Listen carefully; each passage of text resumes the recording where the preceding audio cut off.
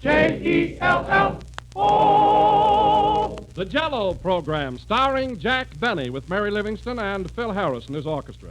The orchestra opens the program with I Love to Whistle from Mad About Music.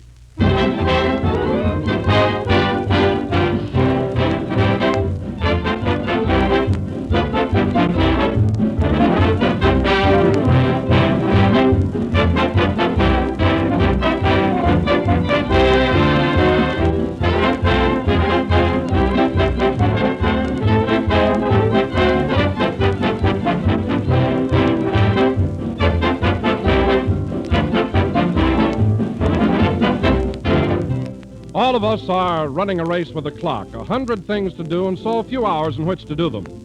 Well, here's one good way to save time and save money, too, and that's to serve Jell-O often. For Jell-O is delightfully simple to prepare. It takes only a moment to dissolve, and it's quick setting. You can put a mold of Jell-O in the refrigerator before you go out shopping in the morning and take out a delicious dessert at lunchtime. And Jell-O is one of the most inexpensive desserts you can serve, for a package costs only a few cents. No matter which flavor you choose, you can be sure of an easy, economical, and attractive dessert every time.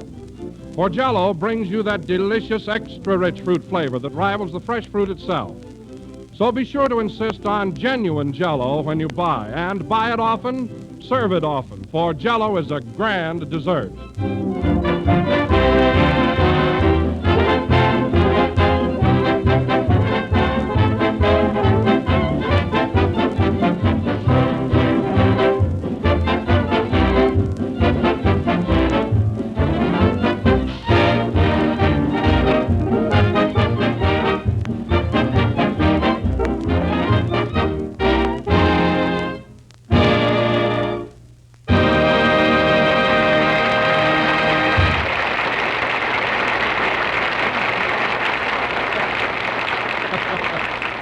That was I Love to Whistle, played by Phil Harris and his orchestra. And now, ladies and gentlemen, we bring you... Hold it a minute, Don. How about letting me introduce myself tonight, just for a change? You know, something different. Oh, sure, Jack, but what's the idea? Well, Don, every week you always say some ridiculous thing that starts me off with a handicap. Now, I think there ought to be a little more dignity to these introductions. All right, Jack, all right, you take it. That was I Love to Whistle, played by Phil Harris and his orchestra. And now, ladies and gentlemen, we bring you one of the sweetest guys in the world. That sparkling personality and all-around good fella, Jack Benny.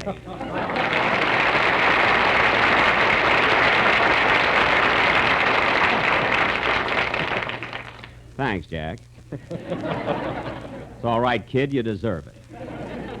You see, Don, an introduction like that gives me the right kind of a build-up so that I can carry on with a feeling of confidence. Yes, but, Jack, I could have introduced you the same way. I know, Don, but I sound more sincere. You know, it rings true. Yes, but it also sounds a little egotistical, doesn't it? Oh, I don't know. I think Don's right, Jack. It sounded pretty conceited to me. You don't say, Phil. Yes, bragging like that is in very bad taste. Now, if my orchestra just finished the number, I personally would never turn around and say it was great. No, Phil, neither would anyone else. With that gang of cadenza butchers, you ought to be glad to be working at all. Listen, Jack, it's your own fault. When I was hired for this job, you said you wanted me and 17 men. You didn't specify musicians. I know, Phil, but you told me you were a leader of a band. Well, so was Robin Hood, but he didn't have to worry about music. Anyway, it's a fine bunch of boys you've got. I accidentally dropped my cigar a few minutes ago, and I had to fight off your whole orchestra to get it back. Well, they thought you were through with it. I nearly killed that for you, didn't I? Oh, well. And incidentally, now that we're discussing my job, I'm getting pretty tired of matching you double or nothing for my salary every week. Don't blame me, Phil, if you're unlucky matching coins. Well, it's been going on for 8 weeks. There's something funny about it. Oh, no, there isn't. You stand just as much chance as I do, so let's forget it. Oh, hello, Mary. Hello, Jack. What's the trouble now? Oh, the same thing. Phil's beefing as usual. I never saw such a guy. Ain't it the truth? Yeah. Say, Jack. What is it? Can I borrow that $50 of yours? What $50? You know, the one with the 2 heads on it. Mary. Oh, I get it. A crooked $50. All right, wise guy. You cheated me out of 8 weeks' salary. Now, listen, Phil, don't get hasty. Why, you... Now, wait a minute. This may sound fishy, but if you want to know something, I've been saving that money for you. Jack's building a new house, too. Quiet. Of course I'm building a house, but it's with my own money. You ought to see it. I've got 2 beautiful coconut palm trees right in front, and it's all mine, not Phil's. Just the same, I'll bet the coconuts have wavy hair. Now, you're just trying to be funny. Well, that's fine. The house that my Jack built. Now, wait a minute, Phil. Yeah, I didn't know that was going to get such a laugh there. That's right. Now, Phil, look, let me ask you something. You've known me a long time, haven't you? Yes, I have, Jack. Well, do you think for 1 minute I would ever stoop as low as to cheat you out of your hard-earned money? Definitely. Now, that's gratitude for you. Gratitude? Why should you want to save my money for me? Because you're always throwing it away. What are you going to have when you get old? Rheumatism, the same as you. It's a smart answer, Phil, but I haven't got rheumatism. Gee, do you always groan when you walk?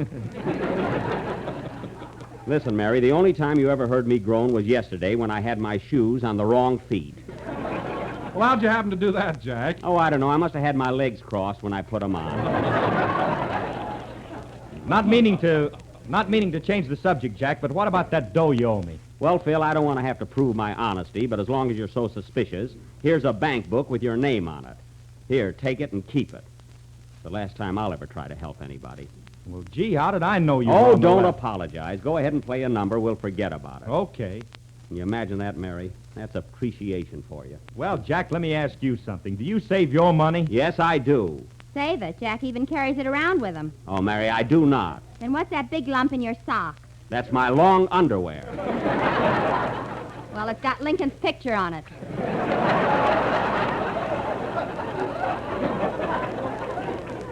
It's a fine thing, Mary, giving away my hiding place. Now I'll have to get a burglar alarm for my garter. Why don't you keep your money in the bank? Because it's none of your business. See, I've had just about enough from you, Mary Livingston, of all the meddling busybodies. Oh, Jack, please, remember, this is my anniversary. That was last week. Play, Phil. It's a wonder I'm not in a sanitarium.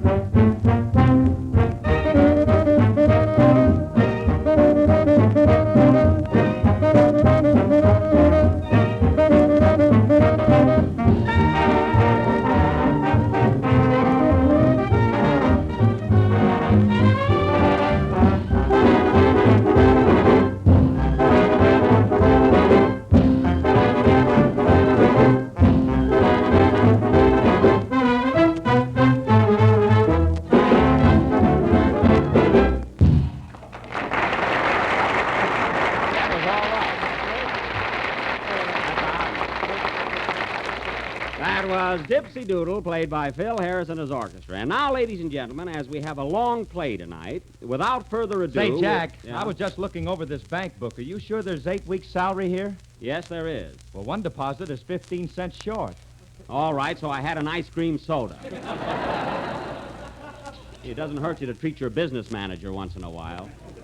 Here's your 15 cents. Well, that's all right. I just thought I'd mention No, it. no. Here's your 15 cents. Take it. No, Jack, you keep it. Nothing doing, Phil. Here, take it. Don't be silly. Keep it. Jack's gonna win, folks. Stay out of this, Mary. You've caused enough trouble for one night. Oh, Jack, look at Kenny over there. I wonder what's the matter with him. Where? Oh, hello, Kenny. Hello, Jack. What's wrong? Oh, nothing. Well, don't stand there like a pallbearer. What's the matter with you?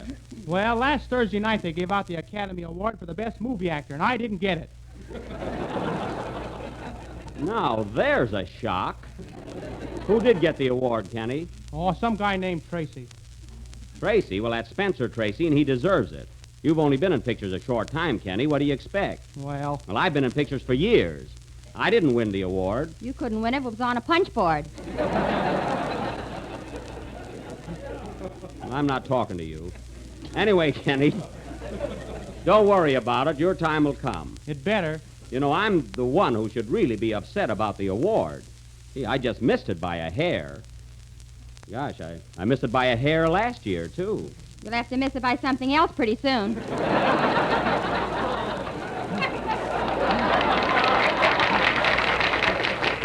Oh, I don't know. Let me tell you something, Kenny. You have to have a great dramatic part to be eligible for such a high honor. Well, what about that great scene I had in the Goldwyn Follies? The Goldwyn Follies. Yes, you know, that big scene in the lunch wagon where I was eating all those hamburgers. Kenny, you can't get an Academy Award for eating hamburgers. You can't? No. Well, this is a fine country. No, I don't know why I waste my time explaining anything here. You know, Jack, I always thought you did a swell job in pictures. How come you've never been honored with an Academy Award? Well, Don, there's a lot in the part you play. Now, if I'd have been cast in Captains Courageous like Spencer Tracy, I'd have had a good chance. You know, A Story of the Sea gives you a great opportunity for dramatic acting. Well, if you're so confident, why didn't you go over to MGM and try to get the part? I did try. I walked up and down in front of that studio for a month with a sailor suit on. Gee, if they can't take a hint, what can I do? You must have looked silly parading up and down the sailor suit. Silly, it was embarrassing. The restaurant next door thought I was picketing their navy bean soup.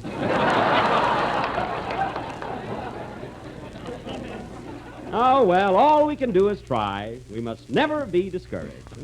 And now, folks, we... Come in?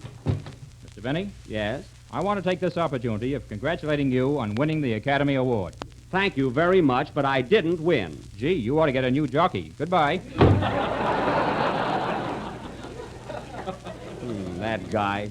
If he comes in here once more, I'll put sneeze powder in his bubble gum.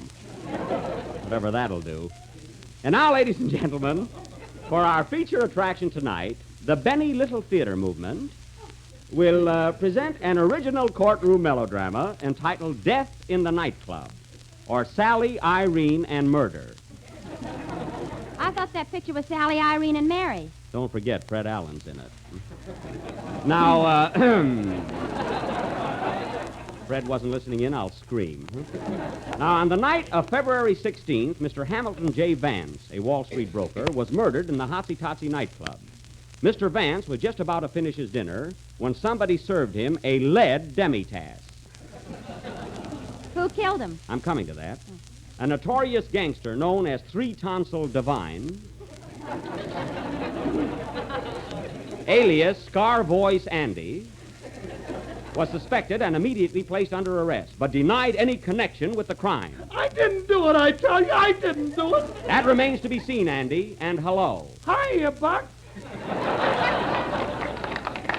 Now, I will play the part of fearless John Benny, a district attorney who has just sent more people up the river than the Albany night boat.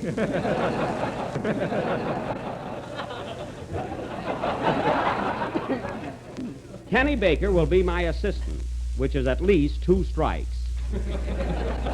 And Don Wilson will be the attorney for the defense. Say, Jackie, ain't I going to be in this? Oh, sure, Phil. You can play the part of the orchestra leader of the Hotsy Totsy Club. Why can't I be the victim so I can lay down? What a lazy guy. You'll be the orchestra leader, and I'll get you a windshield wiper for a baton so you won't have to wave it. All right, the first number will be Singing in the Rain. Oh, shush.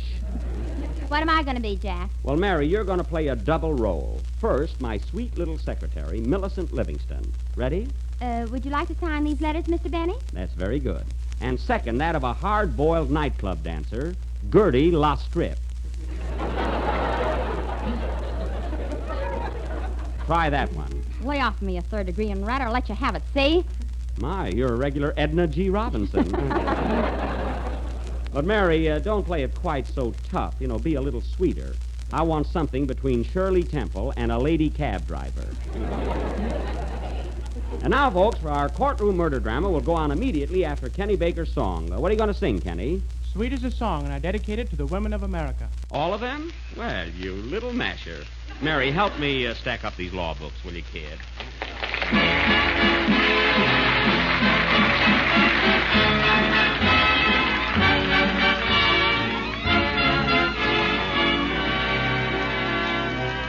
This is heaven caressing you, pressing you close to my heart. Darling, you're as grand as very few are. This is heaven so near to you. I'm in love and I'm making it clear to you. Won't you please believe me when I say that you are sweet as a song. You're as sweet as a song. For you possess all the warmth. You'll always be like the quaint harmony of sweet Adeline. Sweet as a song, you're as sweet as a song. You're a chorus of trees, you're a lovely reprise of Kiss Me Again. Darling, when you're in my arms, nothing could ever go wrong.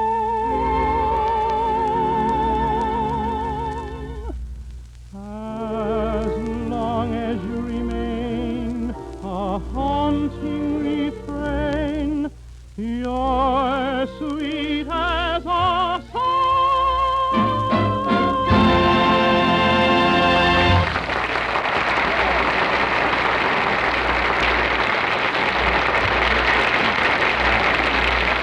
Yes, sir. That was Sweet as a Song, sung by Kenny Baker. And now, ladies and gentlemen... Hey, wait a minute. How was that? Very good, Kenny. And now, ladies and gentlemen... Thanks. Quiet. We will present our dramatic highlight, Death in the Nightclub. The scene opens in the office of the district attorney, Fearless John Benny. It is the last day of the big trial of Three-Tonsil Divine, and Benny is making last-minute preparations before entering the courtroom. Curtain. Music.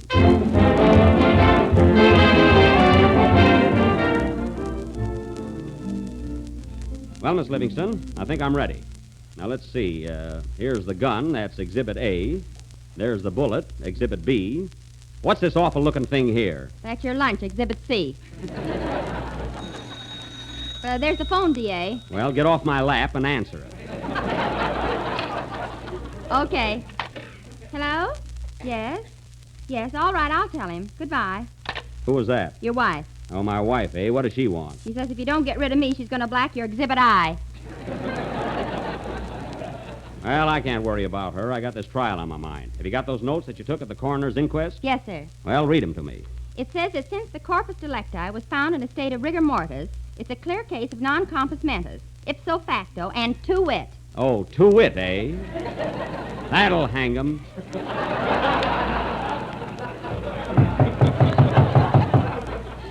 Who's there? Kenny Baker, exhibit me. Oh, come in. Well, Baker, did you get those fingerprints I sent you out for? No, but oh boy, have I got a clue. What'd you find out? Well, I was up at the Hotsy Totsy Club snooping around, and the head waiter came over and gave me a kick in the pants. Gave you a kick in the pants? What does that have to do with this case? Well, at least we got footprints. That's fine evidence. Well, come on, Baker. We got work to do. And in less than 3 hours, that jury will bring in a verdict of guilty, or my name ain't Fearless John.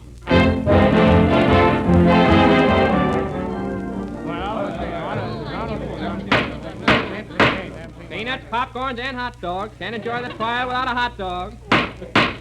Hear ye, hear ye. This court is now in session. Judge Schlepperman presiding. Everybody rise. Hello, everybody. Sit down and be quiet, please. We will now continue with the case of the state versus the wine. Shall we proceed, gentlemen? The defense is ready, Your Honor. The state is ready, Your Honor. That's fine. Now go to your corners, gentlemen, and come out fighting. Now, as my first witness, I'd like to call the orchestra leader of the Hotsy Totsy Club to the stand, Mr. Corny Harris. Swear Mr. Harris in. Do you swear to tell the truth, the whole truth, and nothing but the truth? Yeah, man. Now, Mr. Harris, how long have you and your orchestra been playing at the Hotsy Totsy Club? 12 years, but for the last 6, we've been wanting to leave. Well, why didn't you? We can't get the bass drum through the door. 12 years in one place, eh? What's the name of your orchestra? Corny Harris and his stationary gypsies.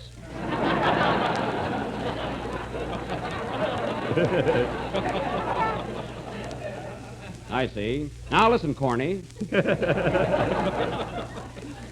You and the defendant, Three Tonsil Divine, are very, very good friends, are you not? I object. The objection is kosher.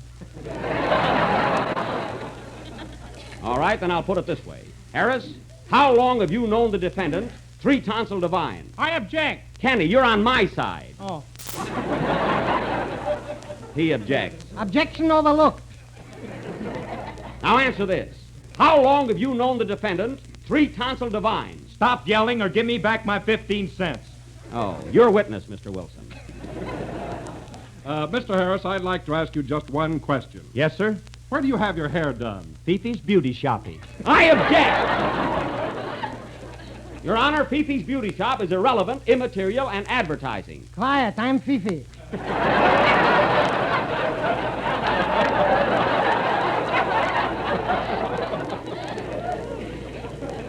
Oh, I see. A sideline, huh? No more questions.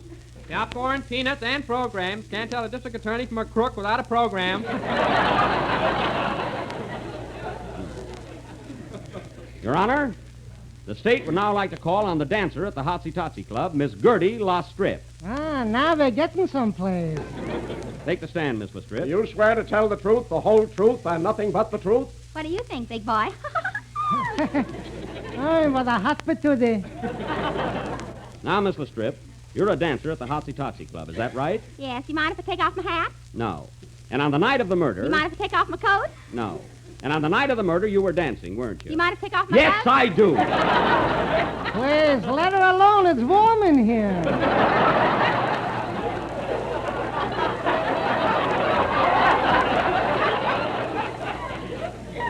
A fine judge.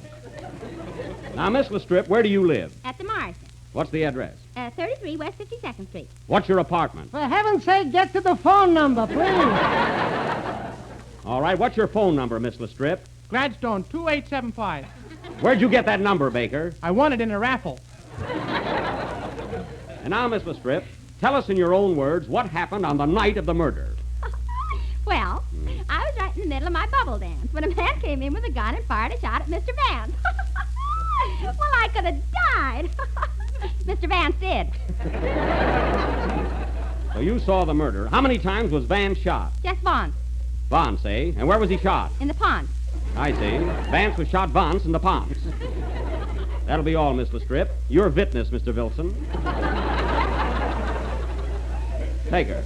Now, Miss Lastrip, on the night of the murder, you had dinner at the Hotsy Totsy Club, didn't you? Yes, sir. And you had a dessert, didn't you? Well, Come clean now. What did you have for dessert? Jell-O, because it's the most delicious dessert in America today. I thought so. Now, what flavor did you have?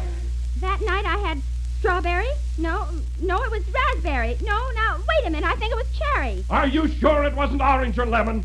No, I remember it was lime. Aha! I knew you'd crack. It's lucky we haven't got a jury of sliced bananas. No more questions, Miss Lastrip. Thank you. Goodbye, Your Honor. Goodbye, nothing. Auf Wiedersehen. And now, Your Honor, I'd like to call the defendant, Three Tonsil Divine, to the stand. Swear in the defensive, please. Do you swear to tell the truth, the whole truth, and nothing but the truth? No, sirree, I don't. Oh, come on. No, sir. Oh, do it for me, will you, Andy? Oh, no, if I tell the truth, you'll hang me. Don't be silly, Andy. There's an electric chair in this state. Well, you better put rockers on it. I'm old-fashioned. Well, I'll have to question you anyway. Now listen, Three Tonsil. You were in the Hotsy-Totsy Club on the night of the murder, weren't you? Yes, sir. I went up to see Ma. She's a chorus girl there. Your Ma, a chorus girl? Yeah, Snake Hips Divine. All right, then tell me this. And pull down your pants leg. That won't sway the jury.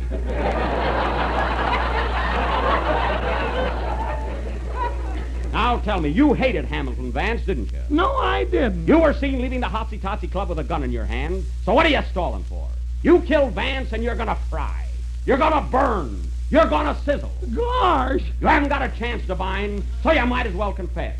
You murdered Hamilton J. Vance. I didn't do it, I tell you. I didn't do it.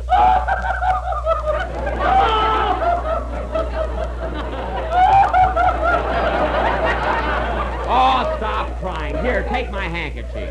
Thanks, Buck.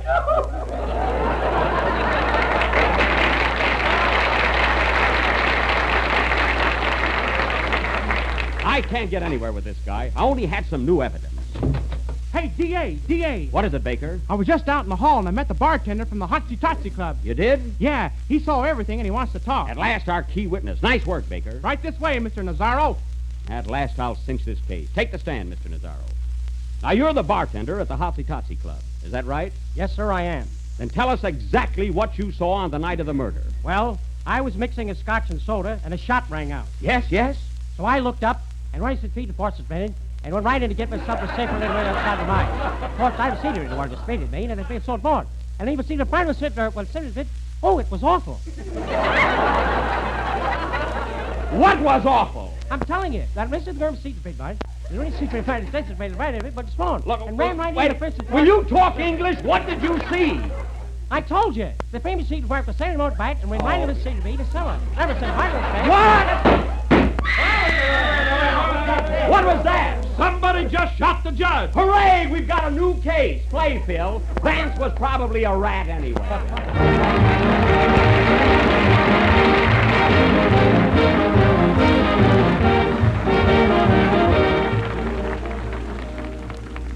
There is something new under the sun, and this time it's something new and delicious to eat.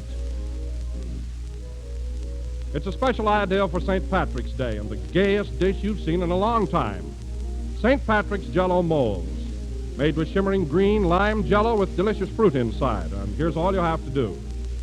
Dissolve a package of lime Jell-O in hot water and chill until slightly thickened. Then fold in 2 cups of diced grapefruit, half a cup of diced oranges, and half a cup of canned crushed pineapple. Chill until firm, turn out on a platter, and view with pride. A beautiful sea green mold of lime Jell-O with grapefruit, oranges, and pineapple firmly molded inside. And its tangy taste combination that's delicious and refreshing. Because there's extra rich fruit flavor in Jell-O, believe me, your family will go for this grand St. Patrick's Day dessert.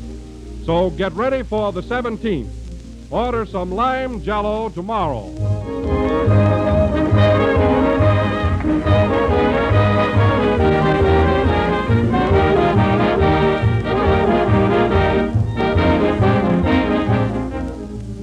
This is the last number of the 24th program in the new Jell-O series, and we'll be with you again next Sunday night at the same time.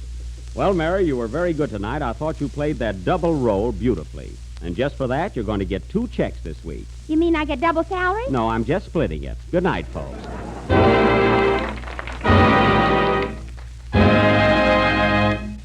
Jell-O.